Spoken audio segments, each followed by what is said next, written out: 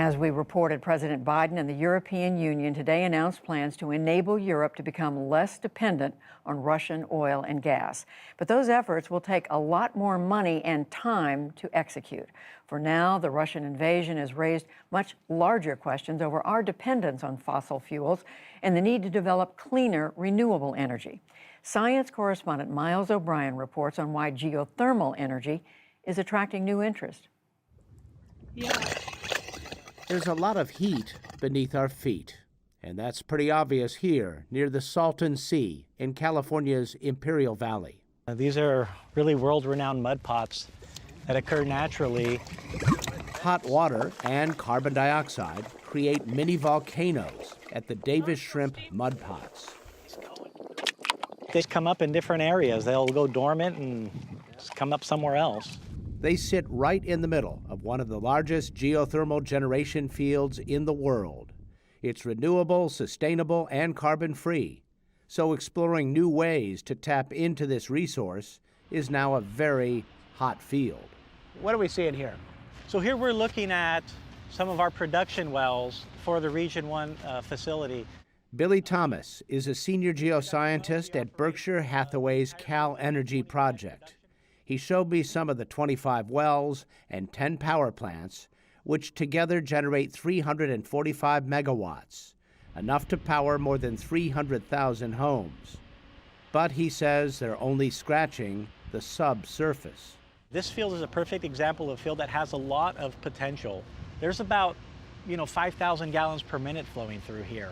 Geothermal heat comes from the molten core of our planet, which at more than 10,000 degrees Fahrenheit is as hot as the surface of the sun. As heat radiates up, it gradually cools. Here they drilled wells between 2,000 feet and 2 miles deep, where the temperature is only about 600 degrees Fahrenheit. Very salty, very hot water called brine, along with steam, race upward.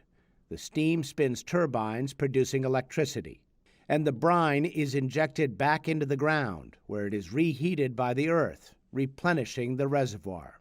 Is this kind of managed well more or less infinitely sustainable? Yeah, so we've had the benefit here of actually operating for, some of these fields up to 40 years. And we really have a very robust reservoir where we don't see a lot of the decline. So we really have a good system set in place right now to really make this a sustainable, renewable baseload energy. Baseload, meaning 24/7, 365. Steady production that wind and solar cannot provide. Geothermal is an emerging dark horse in the race to a stable, zero-carbon electrical grid. The last couple decades have seen about a 25% growth worldwide. Geologist Amanda Kolker is program manager for geothermal technologies at the National Renewable Energy Laboratory in Golden, Colorado. The technology that we're using today really hasn't changed substantially. There have been little incremental kind of optimization improvements. It's a really exciting time because we are getting a lot more, I think, innovative ideas in the geothermal sector than we have for decades. So this area is highly fractured underneath. One of the surprising innovations, geothermal wells can also be a great source of minerals. So we just drilled 2 wells. Jim Turner is Chief Operating Officer of the U.S. Division of Australia-based Controlled Thermal Resources. He walked me through the 50-megawatt geothermal power plant the company is building in the Imperial Valley. The salty brine rising from the wells contains almost the entire periodic table of elements. And Turner says the rocketing demand for electric cars has made it profitable to extract and sell lithium. Do you have any projections on how much lithium you might be able to produce? We'll produce about 20,000 metric tons a year of lithium product. That would be about 8% of the global production, 4 times more than the U.S. provides today. That's a nice bonus, isn't it? It is. It is a very good bonus. In the past, it just didn't have enough value to warrant the cost of money to develop, build a plant, and operate it to be able to sell the lithium compounds. The rock beneath is naturally fractured and permeable. This is the end of the famous San Andreas Fault. The types of resources that you need to produce power are not available everywhere within drillable depths. It's just at this stage not economic to produce steam from extremely deep wells. But that could be changing at the Forge project in Utah. Here, the Department of Energy is piloting a technique called Enhanced Geothermal Systems, or EGS. The plan is to drill 2 deep wells into low permeable hot rock, fracture the rock in between the wells to create a reservoir, and then pump water into the cracks. It returns to the surface piping hot. The notion is making for some strange bedfellows. Oil and gas industry veterans are now drilling for hot rock instead of black gold.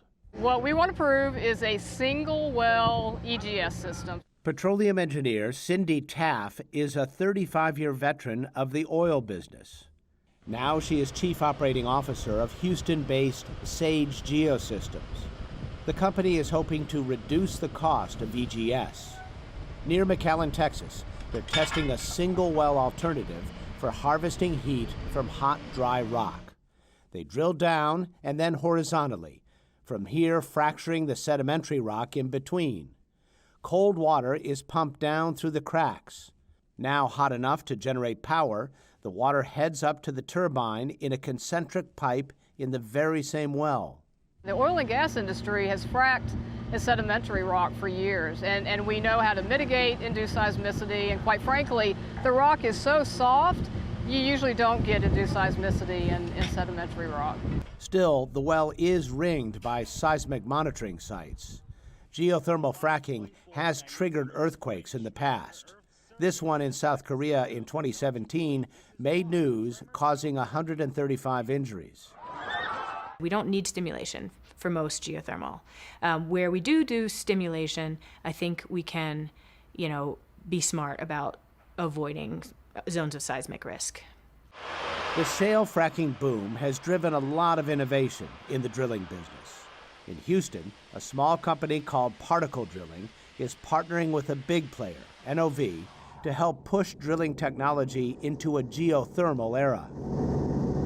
The bit they are developing fires 12 million ball bearings a minute out of 4 nozzles. Jim Schiller is CEO of Particle.